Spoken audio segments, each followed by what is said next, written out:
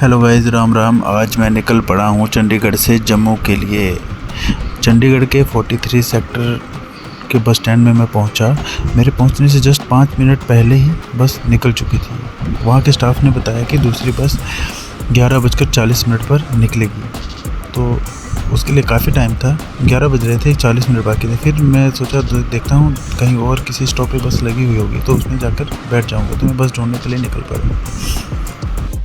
वहाँ से थोड़ा ही आगे जाकर एक बस खड़ी थी जो कि जम्मू जा रही थी स्टेट रोडवेज़। तो उसके कंडक्टर से मैंने टिकट लेना चाहा। कंडक्टर बोला कि हमारे पास कैशलेस नहीं चलेगा, हमें कैश ही देना पड़ेगा। तो मेरे पास कैश था नहीं, तो उसके लिए मैं एटीएम चला गया कैश निकालने के लिए। तो कैश निकालते वक्त मेरे से एक छोटी सी मिस्टेक हो गई। मुझे वहाँ पर अमाउंट भरना था 2000 रुपये, मैंने वहाँ पर 200 भर दिया। और उसका भी देखो सिस्टम क्या, उसमें 200 रुपये का नोट निकल गया। देख लीजिए।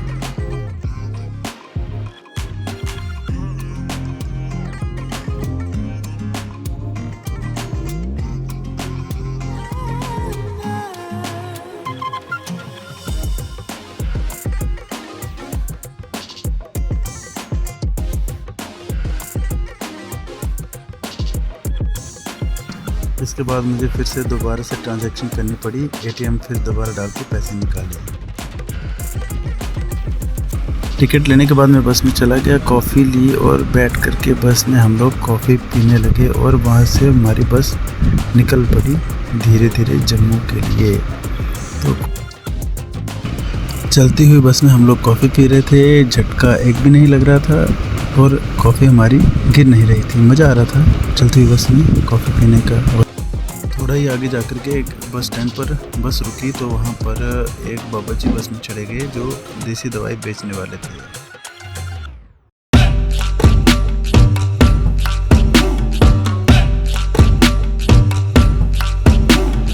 ये वो पानी की बोतल है जो मैंने चंडीगढ़ बस स्टैंड से खरीदी थी। इसके ऊपर आई लव चंडीगढ़ लिखा हुआ था। अभी हम जालंधर में पहुँच गए थे। जालंधर बस स्टैंड पर थोड़ी देर बस रुकी और फिर वहाँ से हम लोग आगे जम्मू की तरफ निकल पड़े। थोड़ा और आगे जाने के बाद बस में एक और सेल्समैन चढ़ गया जो कि अपने पर्स और नेल कटर वगैरह बेच रहा था, जिसमें एक नेल कटर, एक पर्स और एक एटीएम कार्ड कवर था। अभी हम लोग पठानकोट क्रॉस कर रहे थे। पठानकोट क्रॉस करने के बाद मुझे थोड़ा नींद आ गई तो मैं सो गया। और जब मेरी आँख खुली तो हम जम्मू पंजाब बॉर्डर पर पहुंच चुके थे। और वहाँ पर हमें एक स्टैचू दिखाई दिया जो कि महाराज गुलाब सिंह जी का था। इसके बाद हमें लखनपुर में पहुँच गए थे। यहाँ पर मैंने सोचा था कि मैं लखनपुर के पल्ले खाऊंगा, लेकिन बस वाले ने बस ही रोकी नहीं और पल्ले खाने का मौका मुझे मिला नहीं, जो कि मेरे बहुत फेवरेट है लखनपुर के पल्ले।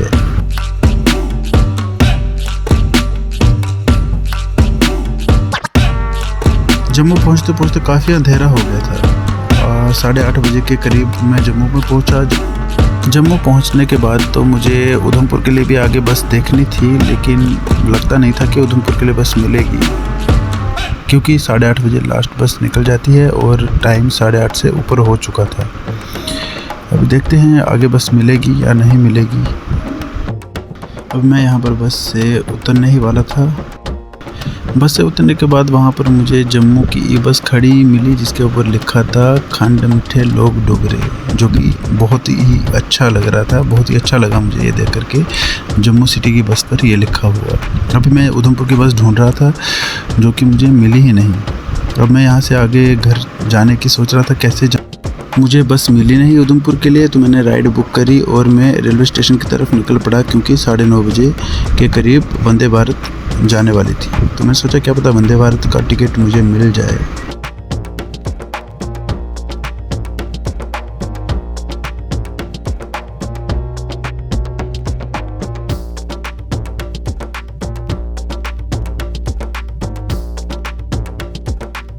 स्टेशन पर पहुंचने के बाद मुझे पता चला कि वंदे भारत का टिकट ऐसे नहीं मिलता है, तो मैं खज्जल हो गया। अब जम्मू से उधमपुर जाने का कोई और ऑप्शन नहीं था, तो मैंने अपने भाई को कॉल कर दिया कि मुझे आकर के ले जाओ। और मेरे भाई ने मुझे बोला कि जहाँ तक आ सकते हो वहाँ तक तुम पहुँच जाओ वहीं से एक बाइक वाला निकल रहा था जो कि कटरा दोमेल की तरफ जा रहा था। उसी में बैठकर मैं भी दोमेल तक पहुंच गया, लेकिन बाइक वाले ने इतनी स्पीड बाइक चलाई कि मेरी आंखों से पानी निकल गया और मेरे पास हेलमेट भी नहीं था। थोड़ा डर भी लग रहा था, लेकिन फिर भी मज़ा भी आया क्योंकि उसने मुझे 30 से 40 किलोमीटर का रास्ता मात्र 20 से 25 मिनट में कवर कर दिया उसने, पूरा इतना रास्ता।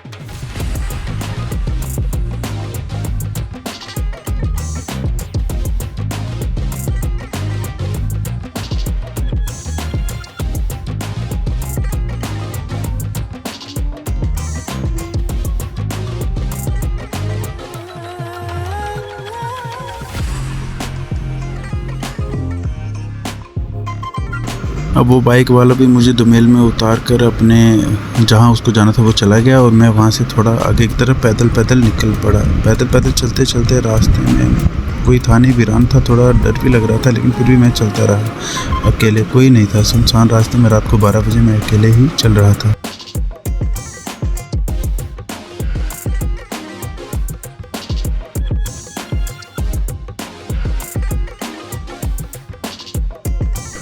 थोड़ा आगे जाने के बाद कुछ गुज्जर लोग अपनी भैंसों के साथ रास्ते में चलते हुए मिले। उनके साथ भी मैं भी पैदल पैदल चलने लगा। उनकी रंग बिरंगी भैंसें मुझे तिरछा तिरछा देख रही थी। डर भी लग रहा था कहीं उठा के ना पटक दें मुझे। ये देखो कैसी कैसी भैंसें थी। मज़ा आ रहा था उनको देख करके। सब जा रहे थे ग्रुप में, मतलब ठुमक ठुमक के चल रही थी, देख लीजिए।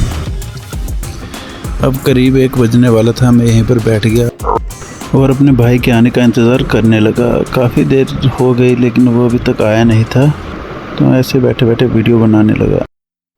फाइनली 1 बजे मेरा भाई मेरे पास पहुंच गया और मैं उनके साथ उनकी गाड़ी में बैठकर उधमपुर की तरफ निकल पड़ा और तकरीबन 2 बजे के आसपास मैं उधमपुर में पहुंचा।